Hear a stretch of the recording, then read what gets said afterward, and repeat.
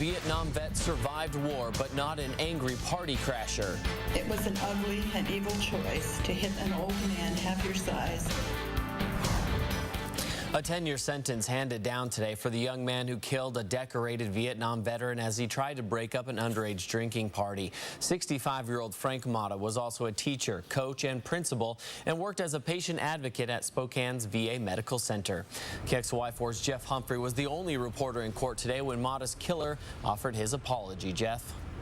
And Aaron, that apology coming after 21-year-old Traven Lewis learned that he had inadvertently killed a man who had turned around the lives of so many young people. As an educator, Motta reached out to at-risk kids, show them respect, and put them back on the straight and narrow.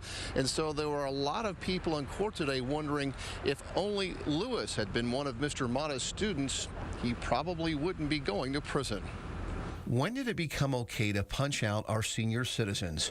Frank Motta was killed just trying to break up a party at a neighbor's place while she was out of town, and today homeowner Maureen Fanyon scolded Lewis for attacking the 65-year-old man. It was an ugly and evil choice to hit an old man half your size.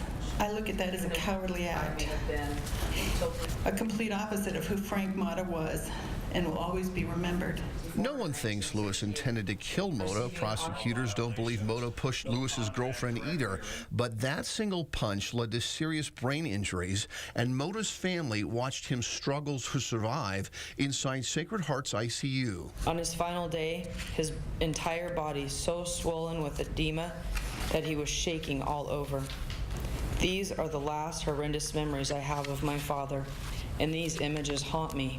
Today, a victim witness coordinator read aloud a letter from Motta's daughter, Jamie, and to his credit, Lewis listened intently to Motta's lifetime of accomplishments, including 4 years of active duty in Vietnam. And after that, he became a teacher and a principal because he believed that there were kids out there that deserved a second chance. Fanyon says she's sure Motta would want Lewis to get a second chance to learn from his mistakes as well. So I repent and pray for the healing of each and every one. Words cannot explain how sorry, truly sorry I am. Please accept my apology. And so Judge Annette Please previously heard a guilty plea to first-degree manslaughter from Lewis, sentenced him to 10 years in prison. While he is there, Aaron, he'll get a inmate labor job and begin paying back $50,000 in restitution. And Jeff, I understand the court put a couple more restrictions on Lewis after his release. Well, perhaps the most significant one is that when he is released as a condition of getting out of prison, he's not allowed to hang around with gang members. Mr. Lewis is a classic example of what happens to kids who don't have fathers. They gravitate toward the gangs, and then they learn how to get what they want out of life through fear and intimidation. That's exactly what was going on at that party, and so now hopefully with the help of Lewis's family, he will want something better when he's released.